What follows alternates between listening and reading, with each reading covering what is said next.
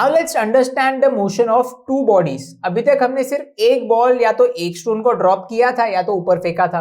इस बार हम दोनों करके देखते हैं इस क्वेश्चन में। तो इस क्वेश्चन में क्या है, a ball A is drop from the top of a tower 100 metre high and at the same time another ball is projected vertically upwards from the ground with a velocity of 25 meter per second. Calculate where and when will they meet.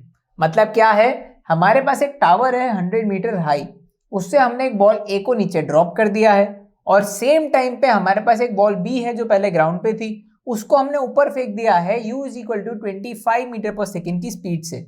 हमें क्या पता लगाना है, कोई एक ऐसा point आएगा जब वो एक दूसरे से टकराएगी, वो मीट कब हो रही है, कितने डिस्टेंस पे फ्रॉम ईच अदर, वो हमें कैलकुलेट करना है। एंड सेकेंड, ये दोनों कब मीट हो रही है वो टाइम भी हमें बताना है। तो लेट मी अज्यूम कि अगर ये 100 मीटर है और ये अगर मीटिंग पॉइंट रहा होगा ए बॉल से लेकर यहां तक की डिस्टेंस में y अगर अज्यूम कर लूं तो फिर ये कितनी हो जाएगी 100 minus Y. So the distance between the ball B and the meeting point would be now 100 minus Y. हमारे पास गिवन क्या है इस क्वेश्चन में, first it is given that the ball A is dropped. मैंने पहले ही बताया अगर बॉल किसी भी चीज को अपने ऊपर से ड्रॉप करते हैं इन अ फ्री फॉल तो हमारे पास में इनिशियल वेलोसिटी उस चीज की क्या हो जाएगी, 0। So the initial velocity of ball A U A will be 0 metre per second. Another thing, कुछ भी गिवन नहीं है बॉल ए के बारे में, but it is said that it is dropped. अगर वो ड्रॉप हुई है तो फिर उस पर एक फोर्स लगेगा। What is that force, the gravitational force, and along with that will come the acceleration due to gravity। मतलब a of a acceleration due to gravity जो लगेगा उस पे कितना होगा, 10 मीटर पर सेकेंड स्क्वायर। अब ये पॉजिटिव 10 लू या नेगेटिव 10 लू, ये कैसे पता चलेगा, understand the motion of the body. A नीचे गिर रहा है बॉल और एक्सेलरेशन ड्यू टू ग्रेविटी कहाँ लगता है, नीचे की तरफ, मतलब वो जो एक्सेलरेशन है वो वेलोसिटी बढ़ा रहा है। That's why the acceleration would be a positive acceleration 10 metre per second square. और कुछ भी गिवन नहीं है तो ये हमारे पास ए बॉल के लिए इतनी चीज थी। Now let's come to ball B. Ball B की इनिशियल वेलोसिटी 0 नहीं है, it is 25 metre per second. So 25 metre per second, उस पे भी एक एक्सेलरेशन लग रहा है, कौन सा, same acceleration due to gravity.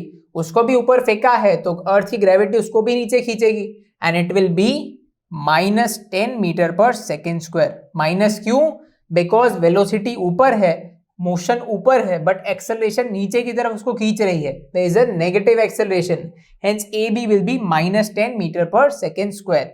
और हमें कुछ भी गिवन नहीं है। What we have to find now, हमें क्या फाइंड करना है, first of all we have to find their meeting point. मतलब वो एक दूसरे से, टावर ए और बी ये दोनों जो पॉइंट है इन दोनों से वो मीटिंग पॉइंट कितना दूर है, जो हम आराम से y फाइंड करके निकाल सकते हैं। And after that we have to also calculate their time of meet, वो कब मिल रही है वो भी हमें फाइंड करना है। So all we have to do is about this meeting point. तो सॉल्व करते हैं क्वेश्चन।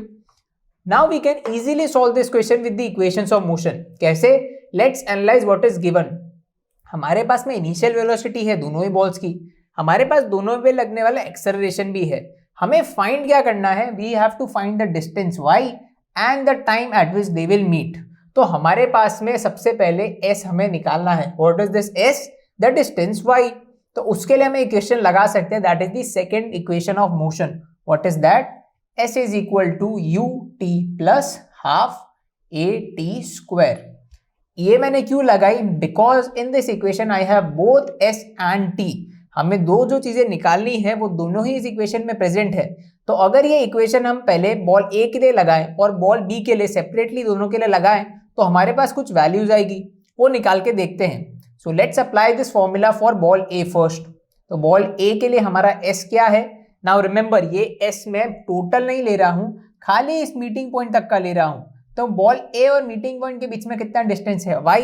तो s क्या हो जाएगा हमारा, y is equal to ut, u of a multiplied by the time, u of a is 0, so it will be 0 plus half remains as it is multiplied by the acceleration which is 10 and t square। t square तो हमारे पास है ही नहीं, so let's keep it as it is। 2 5 10, तो y हमारा हो जाएगा 5t square। अब ये इक्वेशन से तो हमें कुछ पता नहीं लगा क्योंकि एक ही इक्वेशन है और दो वेरिएबल है y और t, ये तो हम सॉल्व कर नहीं सकते। तो अब कैसे करेंगे? Let's take the things for the second ball. यही चीज हम फॉलो करते हैं बॉल बी के लिए और देखते हैं क्या आता है। Applying the same equation we have s is equal to ut plus half at square, और इस बार क्या है? s हमारा 100 minus Y, so this is 100 minus Y is equal to ut क्या है? इस बार u हमारे पास एक वैल्यू है, it is not 0, it is 25, so this becomes 25 multiplied by t as it is plus half. a क्या है हमारे पास में? a b क्या है? -10 multiplied by the time square which we don't have right now, so this becomes 100t, 100 minus y is equal to 25t, और यहाँ पे भी 2 5 10 से कट करके 5 आ जाएगा, so this becomes -5t square. This is our second equation. इससे भी हम कुछ पता नहीं लगा सकते क्योंकि इस बार भी एक ही इक्वेशन है पर वेरिएबल y और t दोनों है। तो अब करेंगे क्या? We have this first equation as well. First और सेकंड इक्वेशन अगर आप ठीक से देखोगे तो आपको पता चलेगा कि दो वेरिएबल है और दो इक्वेशन है, तो इजीली सॉल्व हो सकता है। What we'll do now? We will substitute the value of equation 1 into equation 2. ये y is equal to 5t square को हम अगर इधर इस y में रख दे तो हमारे पास एक ऐसी इक्वेशन आएंगी जिसमें खाली t ही होगा, तो हम इजीली सॉल्व कर पाएंगे। So let's do that. So what will this equation 2 become? 100 as it is minus y, ये y क्या है? 5t square, so this will be minus 5t square is equal to 25t minus 5t square RHS, just like that. ये तो question बहुत easy हो गया because 5t square gets cancel with 5t square on this side, तो हमारे पास में 100 is equal to 25t आ गया। थोड़ा अगर मैं इसको रिवर्स कर दूं तो हमारे पास 25t क्या है? 100 के बराबर। So what will be t? ये 25 यहाँ पे डिवाइड हो जाएगा, 100 divided by 25, this is 4 so the time we have for their meet is 4 seconds. ये 4 सेकेंड हमें क्या बता रहा है कि बॉल ए को हमने ड्रॉप किया या बॉल बी को ऊपर से नीचे से ऊपर फेंका, तो ये जब हमने किया तो ये आपस में मीट कब होंगी? After 4 seconds of launching them. So we have solve one part, we have calculated the time of their meet. What are we left with? To just calculate this y, तो ये y कैसे calculate करेंगे? We can just put this t is equal to 4 in this first equation, so let's do that. तो हमारे पास में y और t का क्या रिलेशन है? y is equal to 5t square, t की क्या वैल्यू है? 4, so this becomes 5 into 4 square, so this is equal to 5 into 4 into 4 and 5 4 is 20 multiplied by 4 is 80। तो y की क्या वैल्यू आ गई हमारे पास में? 80 मीटर। तो हमने y भी निकाल लिया, तो हमने अब दोनों पार्ट सॉल्व कर दिए हैं। देयरफॉर वी हैव कैलकुलेटेड कि हमारा जो मीटिंग पॉइंट है ये a पॉइंट से कितना दूर है? 80 मीटर, बट b पॉइंट से कितना दूर है? For the b point it is 100 minus y, so for the point b it is 100 minus 80। Therefore for the ball b हमारे पास में डिस्टेंस कितना है? 100 minus 80, therefore it is 20 meter. Now we have completed the question. Now we know that this distance is 20 meter and the remaining this distance is 80 meter and their meeting time is 4 seconds after their launch. तो बहुत ही lengthy question था, yet it was very simple. हमने क्या किया? सबसे पहले question हमने analyse किया, हमने क्या देखा कि बॉल ए ड्रॉप हुआ है, then it is in free fall. For a free fall, we have the initial velocity 0 and acceleration due to gravity of 10 meter per second square. Same चीज हमने एनालाइज करी बॉल बी के लिए। Ball B को हमने ऐसे ऊपर की तरफ लॉन्च किया है with a velocity of 25 metre per second and we have an acceleration over there which is again acceleration due to gravity, but this time it will be minus 10 meter per second square. Minus क्यों था? because it is opposite to that of the motion. Find क्या करना था हमें? their distance of the meet and time of meet, जो हमने y और t की मदद से निकाला। पूरे क्वेश्चन में हमने सिर्फ एक इक्वेशन लगाया, that is the second equation of motion, s is equal to ut plus half at square. First time हमने इसको बॉल a के लिए सॉल्व किया and after that we solve the whole thing for ball b। उसकी मदद से हमने पहले एक इक्वेशन निकाला, बाद में एक और इक्वेशन निकाला and we equated both of them to know the time of the meet which was 4 second, और ये 4 सेकेंड को हमने फिर इक्वेशन 1 में डाल दिया, जिसकी मदद से हमें उनका डिस्टेंस भी पता चल गया। y केम एज 80 मीटर, तो हमें पहले ए बॉल से डिस्टेंस पता चला 80 मीटर, बी बॉल से निकालना बहुत सिंपल हो गया था, we subtracted that value from 100 and that came as 20 meters. So this is how we solved this question. Now let's solve a question for thrust and pressure. In this question we have a block of wood of mass 6 kilograms and dimensions 50 centimeter into 30 centimeter into 20 centimeter is placed on a tabletop. Find pressure exerted if the block lies on the tabletop with the size of dimensions. First case 50 centimeter into 30 centimeter, second 30 centimetre into 20 centimetre. Basically हमारे पास इस question में एक wooden block है। Wooden block हमेशा cuboid होता है, तो हमारे पास एक क्यूबॉइड है जिसके हमें 3 डायमेंशंस दे रखे हैं, 50 इंटू 30 इंटू 20, और उसका मास दे रखा है 6 किलोग्राम, और उसको हमने उठा के एक टेबल टॉप पे रखा है। तो हमें निकालना है कि फर्स्ट केस, अगर हमारे पास फर्स्ट टाइम टेबल पे ऊपर ब्लॉक कुछ ऐसा पड़ा है, मतलब उसके के कौन से डायमेंशन 50 इंटू 30 टेबल टॉप के ऊपर लाई कर रहे हैं, तो फिर वो कितना प्रेशर टेबल टॉप पे एग्जर्ट करेगा, हमें वो निकालना है। सेकेंड केस में हम उसको थोड़ा रोटेट कर देते हैं and we make the dimension 30 into 20 on top of the table top, and again we will find the pressure on the table top.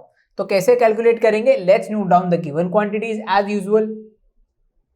What is given? The wooden block's mass is 6 kilograms. So M is equal to 6 kg. And the dimensions are also given. So let's write dimension as capital D. 50 centimeters. Remember this is centimeters, so we will have to convert it later. 30 centimeter multiplied by 20 centimeter. And is placed on a tabletop. Find the pressure. So we are not given it anything else. What do we have to find? Let's write what do we have to find. So first of all we will have to find the pressure with the dimension given as 50 into 30. Let's write that pressure P1, and for the second case let's write it as P2. So we have to find P1 and P2. For P1 we have the dimensions 50 into 30 centimeter on top of it, and for P2 we have 30 and 20 centimetre on top of the table top. ये question बहुत ही ज्यादा simple है हमारे पास में। इसको हम solve कैसे करेंगे? First of all we have been given by a thing, a block, जिसका हमें मास 6 किलोग्राम गिवन है। अगर मैं उसको किसी भी चीज के ऊपर रखूंगा तो एक फोर्स लगाएगा वो। Why that force? Because it is having an acceleration. Which acceleration in this case? Acceleration due to gravity g of that of the earth. वो क्या हो जाएगा? तो फोर्स हमारे पास due to that wooden block would be mass into acceleration. What is the mass? It is 6 kilograms. And what do we have acceleration? Let's take it as 10 meter per second square. Again, you can take it 9.8 or 10 given upon the question. I am taking it as 10. So it is 60. What is it? 60 Newton. So what is the force applied on the tabletop? 60 Newton. अब मैं table top के ऊपर ये जो box पड़ा है इसको मैं तैसे भी अगर टेढ़ा मेढ़ा कर दूं, उसकी वजह से फोर्स तो 60 न्यूटन ही रहेगा, because the formula of force m into a doesn't depend upon the dimensions. तो m into a is equal to 60 newton जो आया है वो फोर्स तो लगने ही वाला है। Now the table on the table top this block will be placed perpendicularly, and we know that the force which is acting perpendicularly on a thing, on a surface, is called the thrust. तो हमारे पास में F कितना है? क्या है? It is equal to the thrust which is 60 newton. Now let's get into the main question. निकालना क्या है हमें? प्रेशर। प्रेशर निकालने के लिए we have the formula that P is equal to F upon A। तो हमारे पास फर्स्ट केस के लिए P क्या होगा? Let's name it as P1 F upon A1। F हमारा सेम रहेगा because the force will be 60 newton all throughout. तो हमारा F बाई A1, A1 क्या है? अब the area which is on the table top, वो तो change हो जाएगा because firstly we have 50 centimeter cross 30 centimeter on top of it, तो उसकी वजह से कुछ एरिया निकलेगा, that is length into breadth. 50 into 30 करेंगे तो हमारे पास एरिया आएगा। सेकेंड केस में वो एरिया चेंज हो जाएगा बिकॉज डायमेंशंस आर चेंजिंग। तो हमारे पास प्रेशर क्या हो जाएगा फर्स्ट केस में? P1 is equal to 60 as it is divided by A1। A1 क्या है? 50 multiplied by 30. Now, just as I said before, 50 centimeter and 30 centimeter. They are not in SI unit, so you will have to convert it. तो 50 centimeter को कैसे convert करूंगा, divided by 100, and 30 centimeter भी meter में क्या होगा, divided by 100। तो हमारे पास में P1 क्या आ गया, 60 on the numerator as it is, this cuts down by zeros and this will become 15 divided by 100। ये 100 मेरा ऊपर चला जाएगा and this 15 gets cut by 4, so this becomes P1 is equal to 400. What is the unit of pressure? It is Pascal. So it is P1 is equal to 400 PA. तो हमने जैसे P1 निकाला है, हम नॉर्मली P2 भी निकाल सकते हैं। P2 हमारा क्या हो जाएगा, again F divided by A2। so this is, हमारे पास F क्या है, वो तो 60 रहने वाला है क्योंकि हम लोग ऑब्जेक्ट जो चेंज नहीं कर रहे हैं। What is A2 नाउ, अब हमारे पास में ऑब्जेक्ट अलग तरीके से हमने ऐसे रखा हुआ है, तो फिर हमारी ये वाली साइड नीचे आ जाएगी। So what would be the area, again 30 multiplied by 20। Once again this thing is in centimeter and we need meter, so will we convert it into what, meter. So will divide it both of them by 100। तो ये क्या हो जाएगा हमारा, normal mathematics से ये cut हो जाएगा। अब ये वाले पार्ट को मैं ऊपर मल्टीप्लाई में ले जाता हूँ। सो what will B this become 60 into 10 into 10 divided by what, 3 into 2।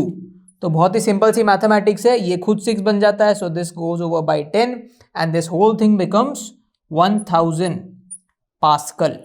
तो ये क्या आ गया, हमारा प्रेशर आ गया in the second case.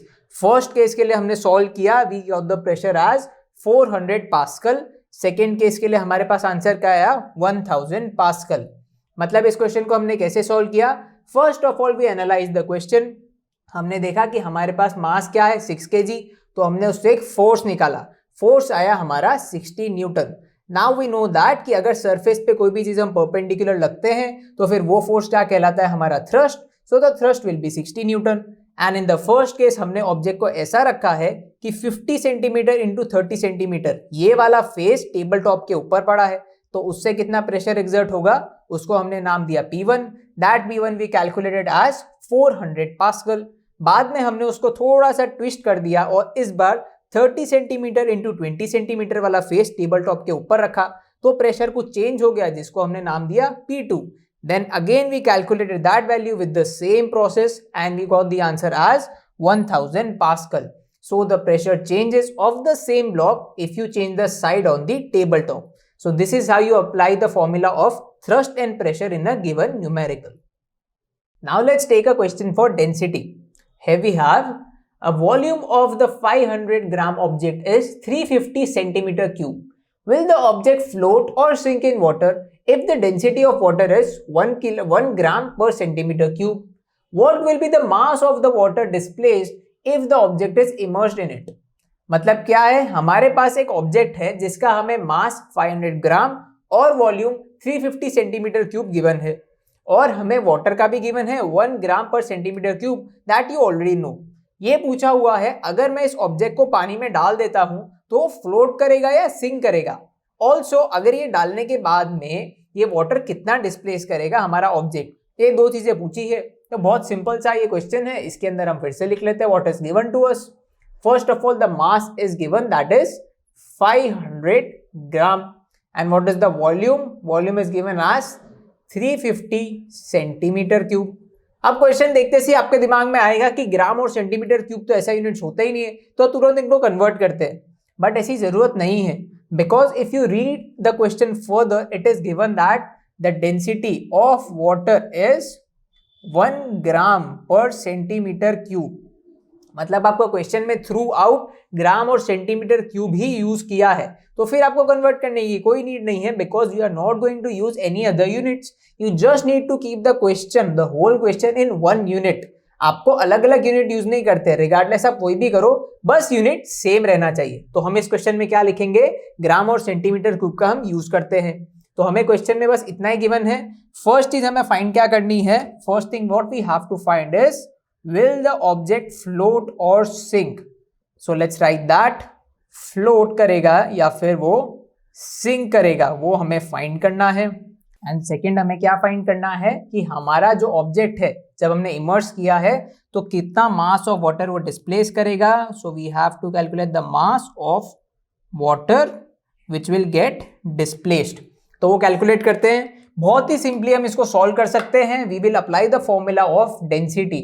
Density is mass upon volume. हमें क्या क्या गिवन है इसके अंदर, we have been given with the mass, we have been given with the volume. अब हमें क्वेश्चन में पूछा क्या है, फर्स्ट थिंग हमें पूछी गई है कि विल द ऑब्जेक्ट फ्लोट और sink in the water. Now we know that कि कोई भी ऑब्जेक्ट फ्लोट करेगा या सिंक करेगा कोई भी फ्लूइड के अंदर, वो डिपेंड करता है कि उस ऑब्जेक्ट की डेंसिटी उस फ्लूइड से कम है या ज्यादा है। तो फिर हमारे पास में फ्लूइड क्या है, वाटर, जिसकी डेंसिटी 1 ग्राम पर सेंटीमीटर क्यूब है। तो अगर वो फ्लोट करेगा या सिंक करेगा, ऑब्जेक्ट बताने के लिए हमें क्या बताना है, सिर्फ 1 से उसकी डेंसिटी ज्यादा है या कम है, तो वो निकाल लेते हैं। तो डेंसिटी ऑफ ऑब्जेक्ट क्या होगी हमारी, mass upon volume. Mass is 500 grams, volume is 350, so we have the density as something around 1.4 gram per centimeter cube. तो ये हमारी डेंसिटी आ गई। And clearly 1.4 is greater than 1, therefore the object will sink in the water. Therefore, because rho is greater than rho of water, the object will sink. So we have solved the first part, that the object will sink.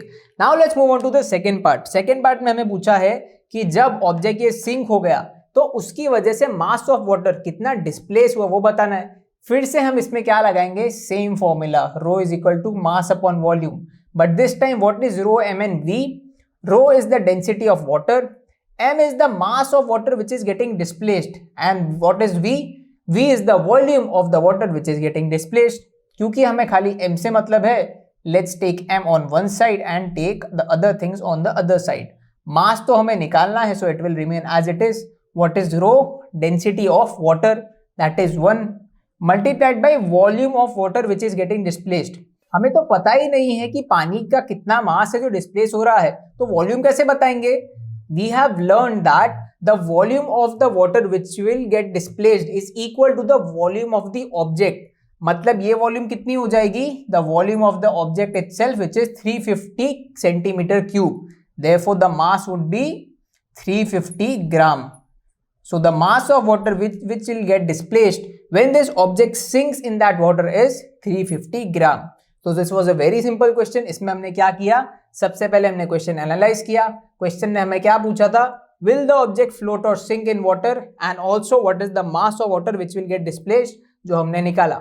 हमने question कैसे solve किया, with the help of this formula itself. क्या किया हमने, density निकाली of that object which came as 1.4 gram per centimeter cube. Now because 1.4 is greater than 1, therefore the density of object is greater than the density of water, therefore the object will sink।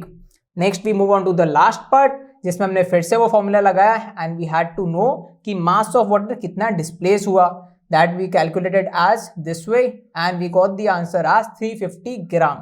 so this is how you apply the formula of density in a numerical। let's sum up what we have studied in this chapter। we started with gravitation। gravitation क्या था, The gravitation is the force of attraction between any two bodies in the universe। उसमें हमने देखा कि हम अर्थ से चिपके क्यों रहते हैं, because of the gravitational pull of the earth towards us। उसके बाद में हमने देखा मून और अर्थ का सिस्टम, उसमें भी हमने सेम चीज डिस्कस करी, क्या कि हमारा जो अर्थ है वो मून को कॉन्स्टेंटली अपने ऊपर खींचता रहता है with the help of gravitational force, and the moon rotates around the earth, which motion was called centripetal motion, जिसको हमने एक और नाम दिया, जो हमारा फोर्स था हमने उसको क्या बोला, centripetal force. And why doesn't the moon fall, because of the balance between its velocity and the gravitational pull of the earth. उसके बाद हमने देखा एक बहुत ही इंपॉर्टेंट लॉ जो था universal law of gravitation.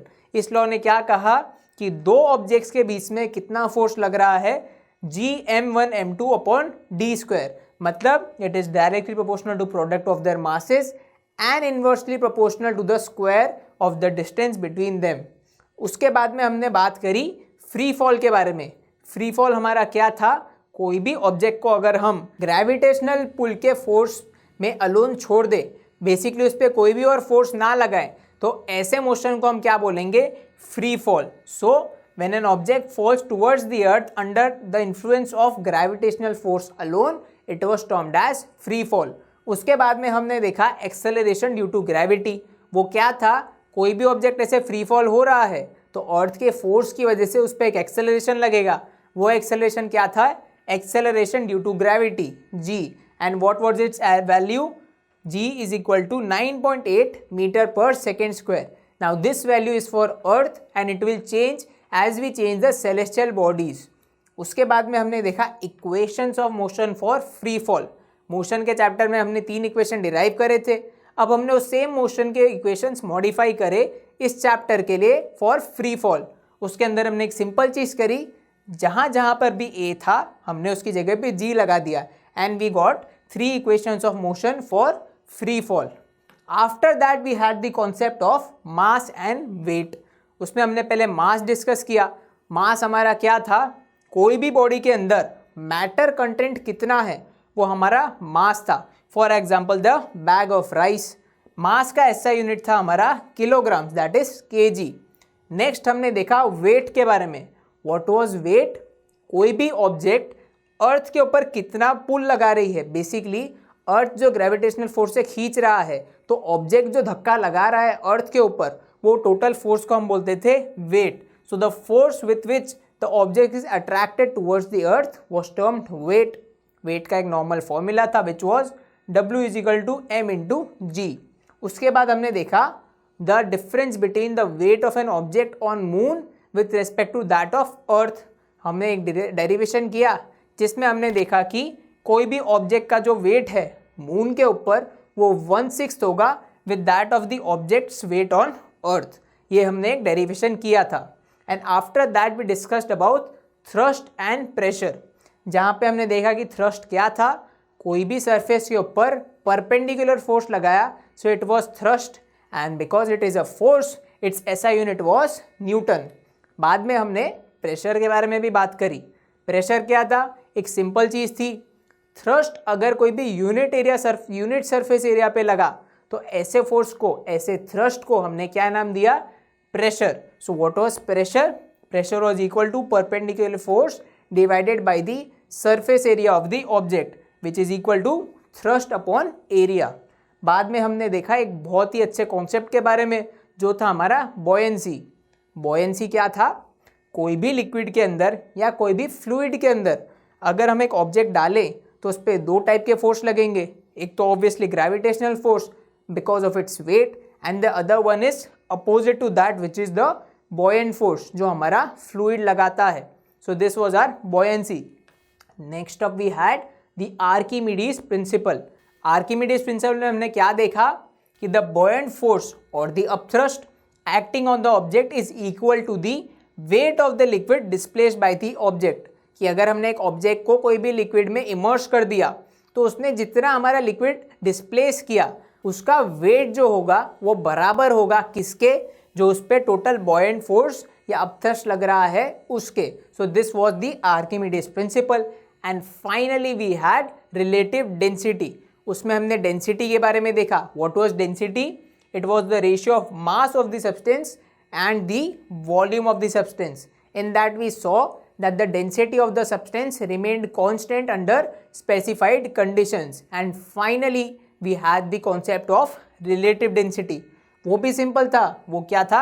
Ratio of density of substance and the density of fluid or just the water. और ये relative density हमें क्या बताता था?